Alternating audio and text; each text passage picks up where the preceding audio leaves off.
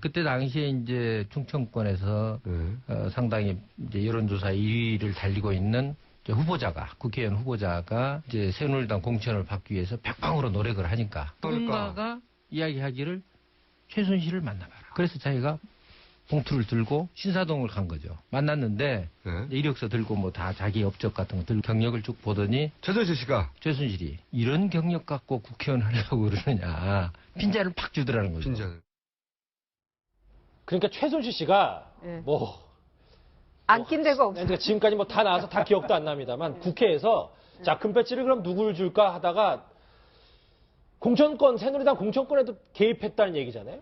최순실 게이트가 처음 나왔을 때 그 당에서 19대, 20대 그 공천 관련해가지고 계속 좀 의구심들을 드러냈었어요. 이거 혹시 최순실이 공천과도 관련이 있었던 거 아니냐. 그런 얘기들이 이제 여의도에서는 솔솔 있었는데 지금 조한규 전 세계일보 사장이 TBS 라디오에서 이제 저런 얘기를 한 거죠. 그랬더니 봉투를 보더라는 거죠. 봉투를 보더니 그냥 가라고 이제 내보냈다는데 이 부분은 이거는 검찰 조사로도 참 쉽지 않을 거예요. 왜냐하면 만일 저게 사실이어서 돈을 주고 공천을 받은 사람이 있다면 그 사람은 죽어도 얘기 안 하죠. 그렇겠죠. 그래서 배지를 달았다고 하면. 그렇기 때문에 이거는 의혹선에서 머물겠지만 뭐 많은 사람들은 여의도에서는 이런 일이 있었을 거라고 생각합니다. 근데 이상돈 당시에 19대 때 이상돈 비대위원 있잖아요. 지금 국민의당 국회의원 되셨잖아요. 이상돈 교수도 아까 전에 증언했어요. 19대 때 자기가 보기에 한 7, 8명이 도저히 납득이 안 가는 사람이 새누리당 공천으로 와서 공천을 받더라. 그래서 자기가 비대위원으로서 정말 황망했대요. 저런 비슷한 증언들이 지금 나오고 김무성 대표도 사실 비슷한 얘기를 또 했잖아요. 그 얘기를 하려고요. 이게 정말 의혹 수준인지 아닌지는 저희도 좀 파악을 해봐야 됩니다만 오늘 오전에 그러니까 이 거대 여당의 대표였던 김무성 전 대표가 이런 얘기를 오늘 오전 국회에서 했습니다. 중요합니다. 같이 들어보시죠. 공천 과정에서도 최순실 씨가 개입했다는 얘기들을 많이 증언으로 내놓고 있는데 그럴 가능성이 충분히 있다고 생각합니다. 대표님이 사실상 총선 때 공천하시는 과정에 어떤 의구심이 들게 하는 상황 같은 게 있었나요? 특히 비례대표 부분에 대해서 나는 전혀 손댈 수가 없었기 때문에 그 내용은 제가 알 수가 없습니다. 그러나 가능성은 충분히 있다고 생각합니다.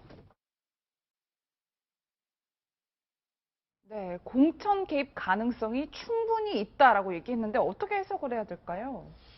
지금 20대 공천을 얘기하는 거 아니겠습니까? 김무성 대표가 거의 관여한 것은 직접적으로. 근데 저분은 당 대표이면서도 불구하고 공천에는 본인은 깨끗해서 관여를 안 했다고 하는데 관여를 안 한 것인지 못 한 것인지는 모르겠어요.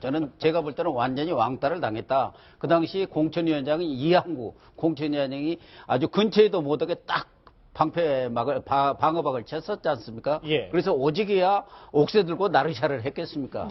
그런데 19대도 그렇고 그 이전에도 하늘에서 내려온 공천이라고 그랬어요. 하늘에서 기운을 받고 내려왔는지는 모르는데 그때 유행어가 어디서 뜬금없이 내려왔다 이 얘기죠. 공천이 전혀 알 수도 없는 데서 이렇게 내려와서 하늘에서 내려온 공천이라는 얘기들이 그때도 돌았는데 그렇다고 본다면 저는 최순실뿐만 아니라 얼마 전에 어디 언론 보니까 최순득 씨한테도 찾아갔다. 누가 이 가방을 들고 그런 얘기까지 있었던 거 보면은 저는 김무성 대표의 이런 얘기 아니더라도 또 조한규 전 세계일보 사장의 얘기가 아니라도 충분히 공천과 관련해서 개입이 있었고 특히 정치인들은 누구 줄을 잡아야 하는지 이런 데는 아주 빠꼬미들입니다. 아주 그냥 촉각을 곤두세우시는 분들이기 때문에 최순실을 잡으면 특히 지역구는 모르지만 비례대표의 경우는 사실상 당에서 한다고 하지만 청와대에서 내려오는 게 지금까지 관행이었고 일부 실세 의원들이 몇 자리씩 나눠먹는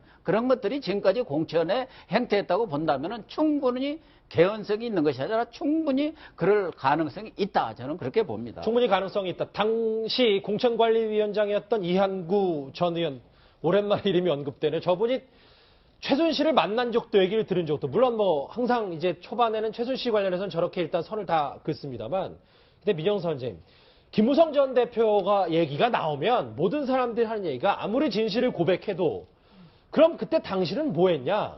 그리고 당시 최순실 씨 존재를 알고도 만약에 공천에서 그런 얘기했어. 그러면 당대표는 도대체 묵인한 거 아니냐 이런 얘기가 계속 나와요. 그래서 이제 한편으로 김무성 대표 지지자라든지 이런 분들은 김무성 대표로는 박근혜 대통령의 살아있는 현재 권력에 대해서 정말 역부족이라 어쩔 수 없었다라고 이해하는 측면도 있지만은 그러니까 바로 그런 때 가서 바른 말하고 그 소리 제때 내라고 이렇게 비박으로도 뽑아준 게 아니냐. 예. 그래서 그 용각산 소리 없는 그 대표가 될 것이 아니라 소리를 내는 대표가 되라고 뽑아줬는데 그 역할을 못하고 와서 이제는 잠깐 지나간 얘기지만 상호니까.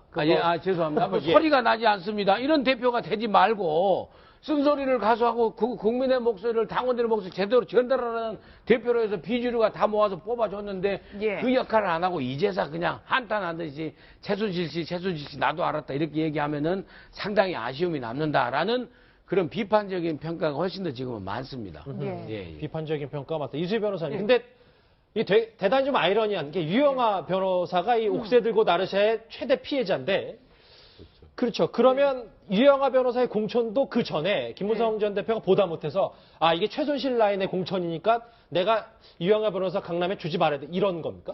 최순실 라인으로 생각하지는 않았을 것 같아요. 그거는 왜냐하면 지금 이제 나왔으니 지금 이제 최순실이 드러나 그렇긴 한데 그러니까 이 유영아 변호사는 좀 아주 그 말도 세게 하는 그러니까 친박계에서도 좀 김진태 의원 같은 역할을 하던 분이기 때문에 그래서 그러니까 청와대에서 유영아 변호사를 어떻게든 송파 의뢰줘서 뭐 돌격대장으로 쓰려고 한다 이런 취지였던 거거든요. 그러니까 듣도 보도 못한 사람은 아닌 거예요. 유영아 변호사는. 그런 면에서 최순실 라인보다는 청와대에서 그런 돌격부대 용이라고 해서 죄송한데 그런 의미의 공천, 그런 거 최순실 라인은 좀 억지인 것 같아요. 예. 네, 또 모르쇠로 일관하던 최순실 씨가 이제 검찰에서 슬슬 입을 열기 시작했다고 하는데 대통령이 자신의 심정을 나타내기 위한 표현 일부만 의뢰를 받아서 전달했다, 뭐 의견을 전달했다 이렇게 표현하고 있는데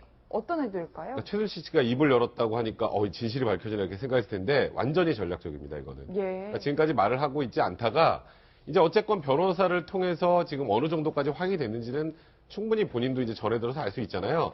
지금 빼도 박도 못하는 게 딱 하나 있어요.